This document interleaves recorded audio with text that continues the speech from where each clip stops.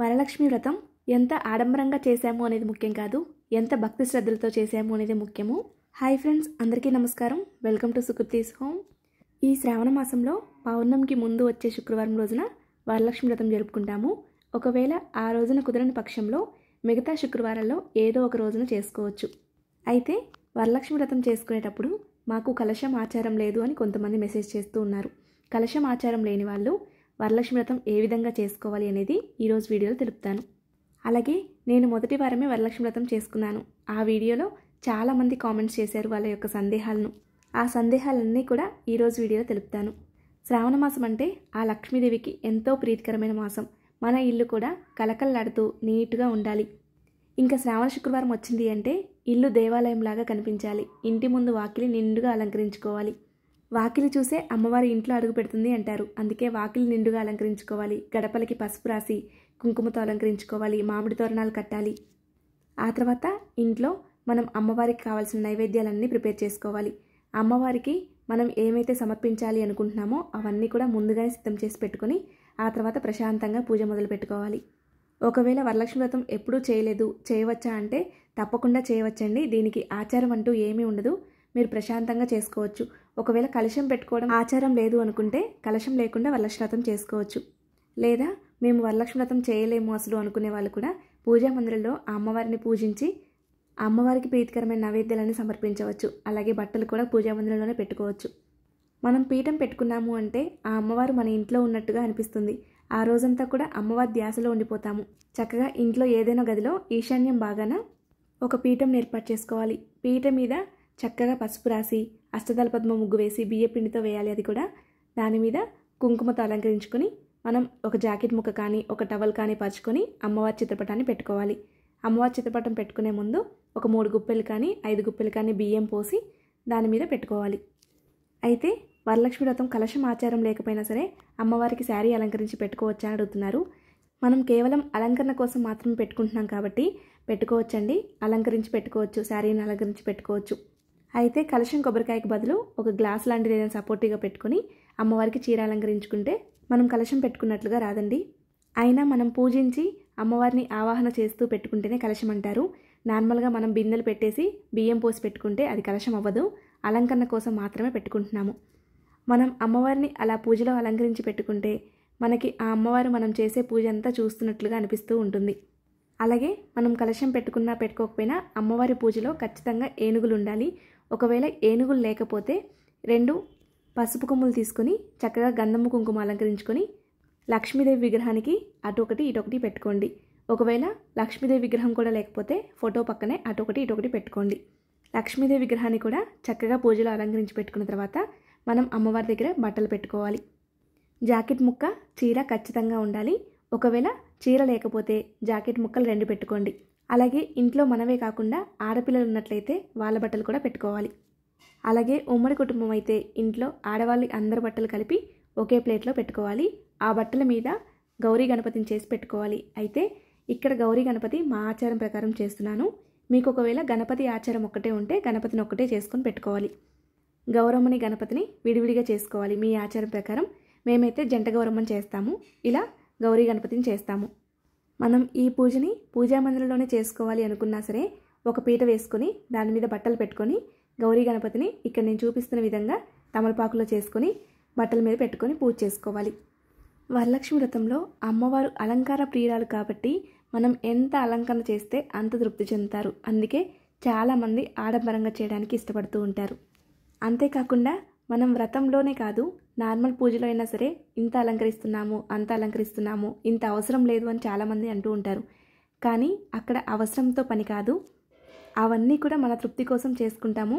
అలాగే అవన్నీ చేసేటప్పుడు మనకు తెలియకుండానే ఆ స్వామి అమ్మ వాళ్ళ ధ్యాసలో మనం ఉండిపోతూ ఉంటాము. వారి యొక్క సేవ చేస్తూ మనం అక్కడే ఉండిపోతూ ఉంటాము. ఎక్కువసేపు అక్కడే గడుపుతూ ఉంటాము. అందుకే ఎటువంటి ఆడంబరాలైనా మన తృప్తి కోసం మాత్రమే చేసుకోవాలి.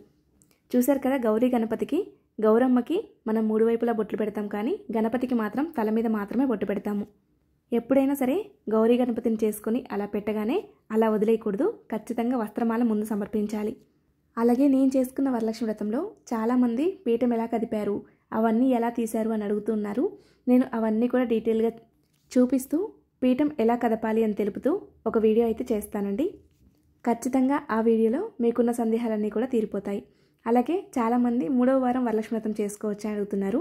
మనం మెయిన్గా అయితే 2వ వారం చేసుకుంటాము. ఒకవేళ ఆ రోజు కుదరలేదు అంటే మిగతా 3 వారాల్లో ఎప్పుడైనా చేసుకోవచ్చు. అలాగే అమ్మవారి దగ్గర చీర ఖచ్చితంగా పెట్టుకోవాలని అడుగుతున్నారు. అదే అండి, ఇందాక చెప్పాను కదా, జాకెట్ ముక్కలైనా పెట్టుకోవచ్చు, 2 జాకెట్ ముక్కలు పెట్టుకోవచ్చు. నేనైతే ఒక వారం చీర పెట్టుకుంటాం కదా, మిగతా 3 వారాలు కూడా జాకెట్ ముక్కలు పెట్టుకొని పూజా మందిరంలోనే పూజ చేసుకుంటూ ఉంటాను. అలాగే అమ్మవారికి ఎంతో ఇష్టమైన మణిదీప వర్ణన కూడా ఒక వారం ప్లాన్ చేసుకుంటాను. 4 వారాల్లో ఒక వారం వరలక్ష్మి వ్రతం చేసుకుంటే ఒక వారం మణిదీప వర్ణన చేసుకోవడానికి ప్రయత్నిస్తాను. అలాగే పూజ చేసుకోవడానికి ఖచ్చితంగా కొత్త చీరనే కట్టుకోవాలని అడుగుతున్నారు. కొత్త చీర కట్టుకోవాలని నియమం అయితే లేదండి, మనం వాడుకుందైనా కట్టుకోవచ్చు. కాకపోతే పాత బట్టలు, చిరిగిపోయిన బట్టలు వాడకూడదు. కానీ కొత్త బట్టలు మాత్రమే కట్టుకోవాలని నియమం అయితే లేదు. మనం గణపతిని పెట్టుకున్న తర్వాత గణపతికి ముందుగా పూజ చేసుకోవాలి. గణపతిని అష్టోత్తరాలు చదువుకుంటూ ఓం గణేశాయ నమః అని చదువుకుంటూ గణపతికి పసుపు, కుంకుమ, గంధము, అక్షింతలు, పుష్పము, దీపధూప నైవేద్యాలు సమర్పించాలి. లక్ష్మీదేవికి సువాసనభరితంగా ఉంటే ఎంతో ప్రీతికరము. అందుకే దీపారాధన చేసేటప్పుడు కూడా మీకు వీలుంటే జవ్వాదు ఆయిల్ కానీ లోటస్ ఆయిల్ కానీ వేసి దీపారాధన చేయడానికి ప్రయత్నించండి. అప్పుడు సువాసనభరితంగా ఉంటుంది, ఇల్లు దేవాలయం మాదిరిగా ఉంటుంది. ఒకవేళ ఆయిల్స్ లేకపోతే జవ్వాదు కానీ కర్పూరం కానీ వేయండి, అప్పుడు ఎంతో సువాసనభరితంగా ఉంటుంది. అలాగే లక్ష్మీదేవి పూజ చేసే రోజు అమ్మవారిని ఎంత అందంగా అలంకరిస్తామో మనం కూడా అలాగే నిండుగా అలంకరించుకొని అమ్మవారికి పూజ చేయాలి. అప్పుడే అమ్మవారు తృప్తి చెందుతారు. వరలక్ష్మి వ్రతం రోజు ఉపవాసం చేయాలని అడుగుతున్నారు. ఉపవాసం అంటే మనం పూజ పూర్తయ్యే వరకు అయితే తినకూడదు. పూజ పూర్తయిన తర్వాత భోజనం చేయవచ్చు. నైట్ ఏదైనా టిఫిన్ తినవచ్చు, లేదా ప్రసాదం తినవచ్చు, లేదా పాలు పండ్లు తీసుకొని ఉండవచ్చు. అయితే వరలక్ష్మి వ్రతం రోజు అయితే మనం రకరకాల పిండి వంటలు చేసి అమ్మవారికి సమర్పిస్తాం కాబట్టి మనకి పూజ పూర్తయ్యే వరకు దాదాపు 2 అవుతుంది, 2 లేదా 3 అవుతుంది. ఆ టైంలో మనం భోజనం చేస్తాము. కాబట్టి మనం రాత్రిపూట భోజనం చేయకుండా అయితే ఉండొచ్చు. అలాగే మధ్యాహ్నం అయితే అమ్మవారికి ప్రత్యేకంగా పూర్ణం బూరెలు, గారెలు చేస్తూ ఉంటాం కదా, అవైతే రాత్రి సమయంలో తినేసి పడుకోవచ్చు. గణపతికి నైవేద్యం సమర్పించి హారతినివ్వాలి. నైవేద్యంగా పండు కానీ, బెల్లం ముక్క కానీ, పటిక బెల్లం చిప్స్ కానీ సమర్పించవచ్చు. మనం వరలక్ష్మి వ్రతం కలశం ఉన్నా లేకపోయినా సరే సేమ్ ఉంటుంది ప్రాసెస్ అంతా. కాకపోతే కలశం ఆచారం ఉన్న వాళ్ళైతే కలశం పెట్టుకుంటాము, కలశం ఆచారం లేని వాళ్ళు కలశం లేకుండా పూజ చేసుకుంటాము. అలాగే ప్రెగ్నెంట్ లేడీస్ వరలక్ష్మి వ్రతం చేయొచ్చా అని అడుగుతున్నారండి. 5 నెలలు దాటితే చేయకూడదు. కాకపోతే చేసేవాళ్ళు అంటే వరలక్ష్మి వ్రతం చేసే వాళ్ళకి వాళ్ళు హెల్ప్ చేయొచ్చు. వరలక్ష్మి వ్రతం చేసే వాళ్ళ పక్కన కూర్చోవచ్చు. అలాగే పెళ్లి కాని వాళ్ళు కూడా ఈ వ్రతం చేయవచ్చు అని అడుగుతున్నారు. పెళ్లి కాని వాళ్ళు ఇంట్లో వాళ్ళ అమ్మ చేస్తుంటే వాళ్ళ పక్కన కూర్చోవచ్చు, లేదా ఇంటి దగ్గరలో ఎవరైనా చేస్తున్నారు అంటే వెళ్ళి వాళ్ళ పక్కన కూర్చోవచ్చు. కానీ వాళ్ళే ఈ వ్రతాన్ని అయితే చేయకూడదు. అలాగే మనం గణేశునికి పూజ చేసుకున్న తర్వాత గౌరమ్మకి పూజ చేసుకోవాలి. గౌరమ్మకు కూడా పసుపు, కుంకుమ, గంధము, అక్షింతలు, పుష్పము సమర్పిస్తూ పూజ చేసుకోవాలి. అలాగే గౌరమ్మకి తాంబూలం సమర్పించాలి. ఒక జాకెట్ ముక్క మీద 2 తమలపాకులు పెట్టి పసుపు, కుంకుమ, వక్క, ఖర్జూరము, పూలు, పండ్లు, గాజులు, పువ్వులు పెట్టి సమర్పించాలి. ఒకవేళ జాకెట్ ముక్క లేకపోతే 2 తమలపాకుల మీద ఇప్పుడు నేను చూపించేవన్నీ కూడా పెట్టి అమ్మవారికి తాంబూలం సమర్పించవచ్చు. ఈ తాంబూలాన్ని మనం పూజ చేసుకుంటాం కదా, మనమే స్వీకరించాలి. తర్వాత తాంబూలంలో పెట్టిన పళ్ళని మనమే స్వీకరించవచ్చు, లేదా ఇంట్లో చిన్నపిల్లలు ఉంటే వాళ్ళకి ఇవ్వవచ్చు. అలాగే వరలక్ష్మి వ్రతంలో తాంబూలంలో నానబెట్టిన శనగలు కూడా అమ్మవారికి సమర్పించాలి. ఇప్పుడు లక్ష్మీదేవికి పూజ చేసుకోవాలి. లక్ష్మీదేవికి కూడా పసుపు, కుంకుమ, గంధము, అక్షింతలు, పుష్పము సమర్పించాలి. పూజ మొదలుపెట్టిన దగ్గర నుండి ఇంట్లో టీవీలో కానీ ఫోన్లో కానీ దేవుడి పాటలు అంటే అమ్మవారి అష్టోత్తరాలు, సహస్రనామాలు వచ్చేలా చూసుకోండి. మనం అవి వింటూ పూజ చేసుకోవచ్చు. అలాగే వరలక్ష్మి వ్రతంలో తోరాలు కంపల్సరీ కట్టుకోవాలని అడుగుతున్నారు. మన ఇష్టం అండి, తోరాలు కట్టుకుంటే మంచిది, అమ్మవారి రక్షగా భావించాలి వాటిని. అయితే ఇది సాంప్రదాయం అంటూ ఏమీ ఉండదు. మనం కట్టుకోవాలనుకుంటే ప్రతి ఒక్కరు కూడా కట్టుకోవచ్చు. ఒకవేళ మాకు సాంప్రదాయం లేదు అని అనుకునే వాళ్ళైతే కలశం లేకుండా ఎలాగైతే పూజ చేసుకుంటున్నామో అలాగే తోరాలు కూడా లేకుండా పూజ చేసుకోవచ్చు.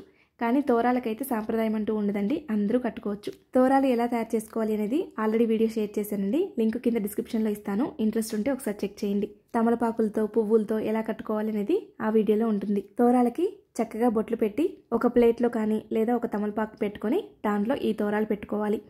మీరు ఒకవేళ వరలక్ష్మి వ్రతకల్పం బుక్ తెచ్చుకున్నట్లయితే అందులో కూడా ఉంటుంది తోరాలు ఎలా తయారు చేసుకోవాలి అనేది. అలాగే తోరాలన్నీ పెట్టుకున్న తర్వాత తోరగ్రంథి మంత్రం చదువుకుంటూ పూజ చేసుకోవాలి. తోరాలు మనం అమ్మవారికి ఒకటి సమర్పించాలి, మనం ఒకటి కట్టుకోవాలి, వచ్చిన ముత్తైదుకు ఒకటి కట్టాలి.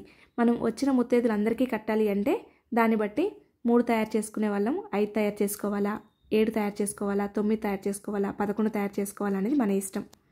ఒకటైతే అమ్మవారి దగ్గర ఉంచి మిగతా తోరాలు తీసి ఒకటి మనం కట్టుకోవాలి. అలాగే మిగతావి వచ్చిన ముత్తైదులకు కట్టాలి.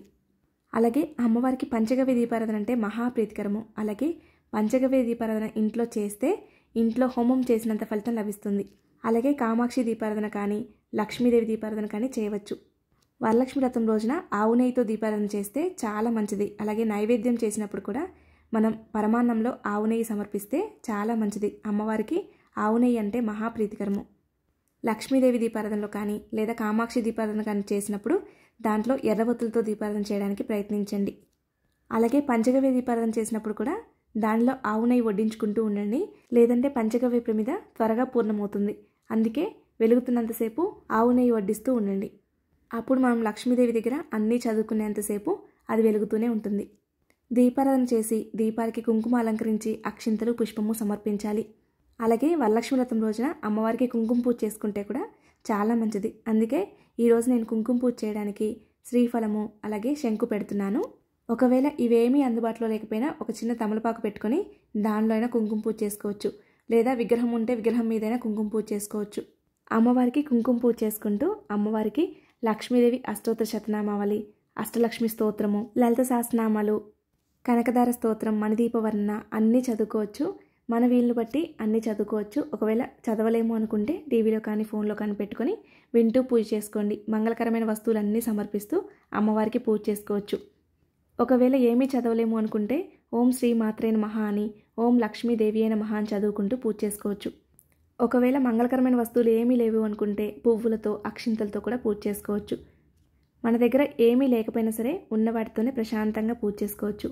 ఒకవేళ ఏమీ లేవు కానీ చదవాలని కోరిక ఉంది అంటే ప్రశాంతంగా ఆ అమ్మవారి ముందు కూర్చొని అన్నీ చదువుకుంటూ మనసులో మీరు అన్నీ సమర్పిస్తున్నట్లుగా భావిస్తూ పూజ చేసుకోండి. తప్పకుండా ఆ అమ్మవారికి చేరుతుంది. అలాగే విష్ణు సహస్రనామాలు, గోవిందనామాలు కూడా తప్పనిసరిగా చదువుకోవాలి. ఎందుకంటే లక్ష్మీదేవిని పూజించిన రోజు తప్పనిసరిగా ఆ స్వామివారిని స్మరించుకోవాలి. తర్వాత కొన్ని అక్షింతలు చేతిలో పట్టుకొని వరలక్ష్మీదేవి వ్రతకథను చదువుకోవాలి. వ్రతకథ పూర్తయిన తర్వాత కొన్ని అక్షింతలు అమ్మవారి దగ్గర సమర్పించి కొన్ని మన తల మీద వేసుకోవాలి. అలాగే తోరం తీసి కట్టుకోవాలి. ఆ తర్వాత అమ్మవారికి మన వీలుని బట్టి ఎన్ని నైవేద్యాలను సమర్పించవచ్చు. అమ్మవారికి అయితే ముఖ్యంగా పూర్ణం బూరెలు, గారెలు ఉండేలాగా చూసుకోండి. ఆ తర్వాత కొబ్బరికాయ కొట్టి హారతి ఇవ్వాలి. పరమాన్నం కూడా కొబ్బరికాయ కొట్టి అమ్మవారికి నైవేద్యాలు సమర్పించిన తర్వాత కర్పూర నీరాజన సమర్పించాలి. ఈ విధంగా తృప్తిగా పూజ చేసుకున్న తర్వాత మనం కలశం పెట్టుకున్నా పెట్టుకోకపోయినా ఒక్క ముత్తైదుకైనా తాంబూలం అయితే ఇవ్వాలి. మనం సింపుల్గా పూజ చేసుకున్నా లేదా దేవుడి మందిరంలోనే పూజ చేసుకున్నా సరే ఆ రోజైతే అమ్మవారి స్వరూపంగా భావించి ఒక్క ముత్తైదుకి తాంబూలం ఇస్తే చాలా మంచిది. ఒక్క శ్రావణ శుక్రవారం రోజుల్లోనే కాదండి, శ్రావణ మాసంలో ఎప్పుడు వచ్చినా సరే బొట్టు పెట్టి తాంబూలం ఇస్తే చాలా మంచిది. ఒకవేళ బొట్టు పెట్టి తాంబూలం ఇవ్వాలంటే ఆ సమయంలో మనకి అన్నీ అందుబాటులో ఉండవు కదా. పసుపు కుంకుమ ప్యాకెట్లు అయితే ఇంట్లో ఎప్పుడు ఉంటాయి, ఒక్క ఖర్జూరం ఉంటాయి. జాకెట్ ముక్క పెట్టాలి అనుకుంటే జాకెట్ ముక్క మీద పసుపు కుంకుమ పెట్టి ఒక్క ఖర్జూరం పెట్టి, పండ్లు లేకపోతే కిస్మిస్ పెట్టి తాంబూలం ఇవ్వవచ్చు. అలా వచ్చిన వాళ్ళకి ఒకవేళ అలా తాంబూలం కూడా ఇవ్వలేము అనుకుంటే బొట్టు పెట్టైనా పంపించండి. ఎందుకంటే శ్రావణ మాసంలో మన ఇంటికి వచ్చిన ప్రతి ముత్తైదు అమ్మవారి స్వరూపంగానే భావించాలి. వచ్చిన ముత్తైదులకి తాంబూలం ఎలా ఇవ్వాలి అనేది కూడా మన వీడియోస్లో ఆల్రెడీ అప్లోడ్ చేశానండి. ఇంట్రెస్ట్ ఉంటే ఒకసారి చెక్ చేయండి. ఇలా పూజ చేసుకున్న తర్వాత మరుసటి రోజు ఉదయాన్నే పీఠం కదిపి అన్నీ తీయాలి. ఎలా తీయాలి, అవన్నీ ఏం చేయాలి అనేది ఇంకొక వీడియోలో షేర్ చేస్తాను. మీరు వరలక్ష్మి వ్రతం ఎలా చేసుకోబోతున్నారు అనేది నాతో షేర్ చేసుకోండి. అలాగే మీరు చేసుకున్న ఫొటోస్ కూడా నాకు ఇన్స్టాగ్రామ్లో సెండ్ చేయండి. ఇన్స్టాగ్రామ్ లింక్ కూడా నేను డిస్క్రిప్షన్లో ఇస్తాను. మీ సంతోషాన్ని నాతో పంచుకోండి. మీరు సెండ్ చేసిన ఆ ఫొటోస్ అన్నీ కూడా మన ఛానల్ యొక్క కమ్యూనిటీ ట్యాబ్లో పోస్ట్ చేస్తాను. ఎప్పటికీ గుర్తుండిపోయేలా మన ఛానల్లో ఉండిపోతాయి. ఇన్స్టా ఐడిని యూట్యూబ్ డిస్క్రిప్షన్లో చూడడం రాకపోతే ఇన్స్టాగ్రామ్లో సుకృతి సోమన్ టైప్ చేసి కూడా చెక్ చేయవచ్చు. ఆ స్వామి అమ్మవార్ల అనుగ్రహంతో ప్రతి ఒక్కరూ కూడా ఆయురారోగ్యాలతో సంతోషంగా ఉండాలని మనస్ఫూర్తిగా కోరుకుంటున్నాను.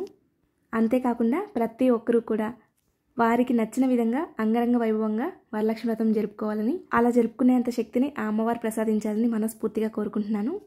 చూశారు కదా, కలశ మానవాయితీ లేని వాళ్ళు వరలక్ష్మి వ్రతం తేలికగా ఎలా చేసుకోవాలి అనేది. ఈ వీడియో మీలో కొంతమందికైనా ఉపయోగపడుతుంది అనుకుంటున్నాను. అలాగే ఈ వీడియో మీకు నచ్చింది అనుకుంటున్నాను.